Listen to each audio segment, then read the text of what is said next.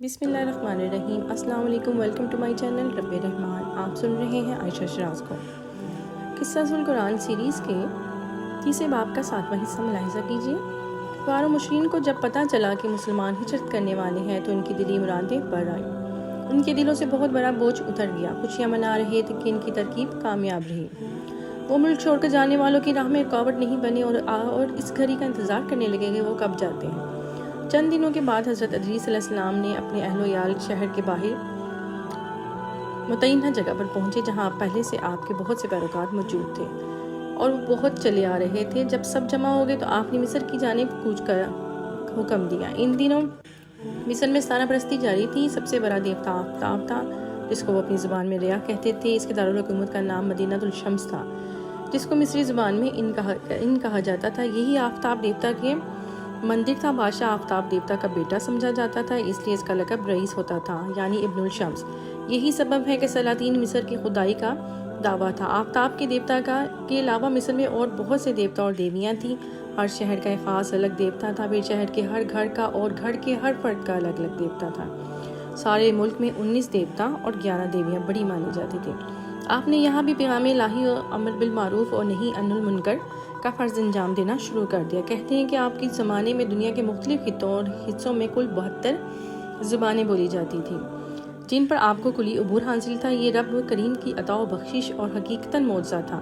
جس قصبے یا شہر یا قبیلے میں تشریف لے جاتے وہاں ان کی زبان میں تبلیغ کا فریضہ ادا فرماتے۔ آپ کو پیغمبر سریانی بھی کہا جاتا ہے۔ دراصل آپ کو بت پرستوں کو اللہ کے عذاب سے ڈرانے کے لیے مبعوث فرمایا گیا تھا جنہوں نے اس دور میں ہر سو کفر و شرک کا بازار گرم کر رکھا تھا۔ ایک دن آپ شہر سے باہر ایک قبیلے میں تشریف لے کے چند صحابی ہمراہ تھے۔ ایک درخت کے نیچے بیٹھ کے چشم و زون میں قبیلے والوں میں یہ بات پھیل گئی کہ پیغمبر سریانی تشریف لائے ہیں۔ لوگ رفتہ رفتہ آپ کے گرد جمع ہونے لگے۔ آپ کے نورانی چہرے، پروقار شخصیت اور معرفت الہی سے مخمور سرمگی آنکھیں دیکھ کر قبیلے کے سردار نے دریافت کیا، آپ یہاں کس غرض سے آئے ہیں؟ میں تم کو اللہ عز و جل کا راستہ دکھانے اور اندھیروں سے نور کی طرف رہنمائی کرنے آیا ہوں۔ آپ نے جواب دیا، آپ کسی اندھیرے اور کس نور کی بات کرتے ہیں؟ قبیلے کے سردار نے اپنی آنکھیں جھپکتے ہوئے فرمایا، اللہ واحد وہ ہے جس نے زمین و آسمان بنائی ہے، وہ بے مثل ہے جو دن اور رات کا خالق ہے، اور ہمارے سر بھی اس کے آگے جھکتے ہیں اور جھکنے چاہیے، نہ کہ اپنے ہاتھوں سے بنائی ہوئی بے جان مورتیوں کے سامنے جو اپنے اوپر سے ایک مکھی تک اڑا نہیں سکتی۔ آپ کی یہ باتیں سن کر قبیلے کا سردار اپنے لوگوں سے مخاطب ہوا اور باواز بلند کہنے لگا، میں نے آدم و شیش علیہ السلام کے صحیفوں کو دیکھا ہے، ان میں بھی توحید اور اللہ کی عبادت کی باتیں ہیں، اور ادریس علیہ السلام بھی یہی کہتے ہیں۔ اگر ان کو اور ان کے اللہ میں فرق ہوتا تو ان کی باتوں میں اختلافات ہوتا۔ میرا مشورہ ہے کہ ہمیں ادریس علیہ السلام کے اللہ پر ایمان لانے میں سبقت کرنی چاہیے۔ ہم پہلے بھی تمہارے ساتھ تھے اور اب بھی تمہارے ساتھ ہیں۔ قبیلے کے لوگوں نے کہا اور پھر سب توحید اور رسالت پر ایمان لے آئے۔ آپ کریا گاؤں گاؤں، بستی بستی اور شہر شہر جا کر لوگوں کا احکام الہی کے متعلق بتاتے تھے۔ بعض آپ کی بات کو مان لیتے تھے، اکثر نہیں بھی مانتے تھے، لیکن آپ فرائض کی ادائیگی میں دن رات کوشاں رہے۔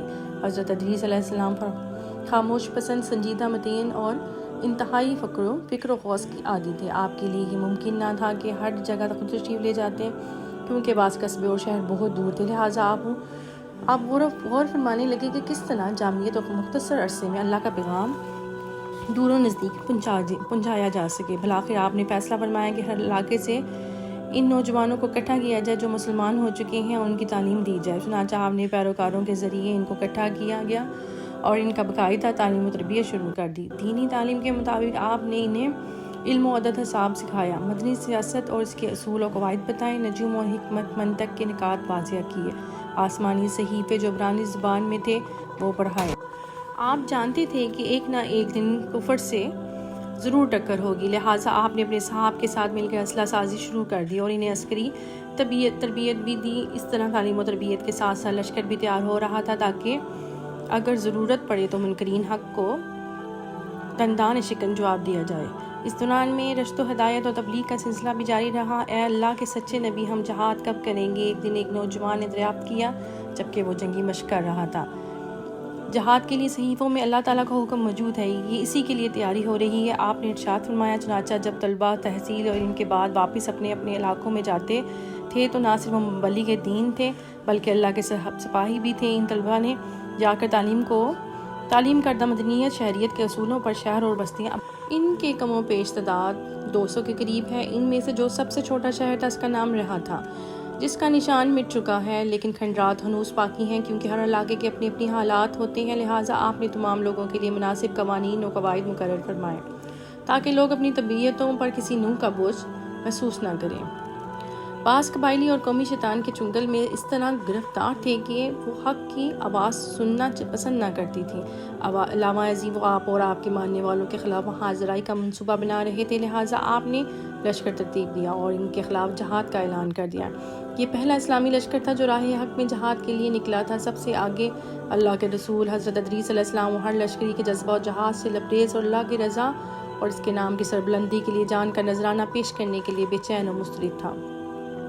کفار و مشرکین نے جب بھی جنگ کی تیاریاں شروع کر دیں، ان کے سرکردہ افراد جگہ جگہ جا کر لوگوں کو حضرت ادریس علیہ السلام کے خلاف ابھارتے اور کہتے، خداوند آفتاب کے پروانوں، اب وقت آ گیا ہے کہ تم ان لوگوں کو اپنے علاقے سے نکال کر باہر کرو، جو کل یہاں بابل میں تشریف لائے تھے اور آج تمہارے خلاف نبرد آزما ہے۔ الغرض وہ جگہ جگہ جا کر لوگوں کے اندر جوش و خروش پیدا کرتے اور پھر مسلمانوں کے مقابل کفار کا بہت بڑا لشکر میدان جنگ میں اتر آیا۔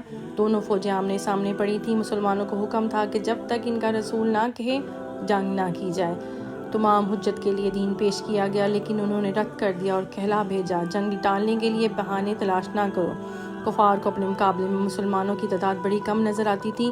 ان کا خیال تھا کہ ایک حملے میں وہ ان کا صفایا کر دیں گے، لہٰذا بغیر اعلان جنگ انہوں نے حملہ کر دیا۔ حضرت ادریس علیہ السلام خاموش کھڑے ان کی طرف دیکھتے رہے۔ مسلمان مصرف تھے کہ وہ بھاگ کر کفار پر ٹوٹ پڑے، مگر اطاعت رسول نے قدموں کی جگرے رکھا، اور جب حکم ملا تو مسلمان دشمن اس جذبہ اور جوش کے ساتھ حملہ آور ہوئے کہ انہیں ماننا پڑا کہ مسلمانوں پر آسانی سے غلبہ نہیں پایا جا سکتا۔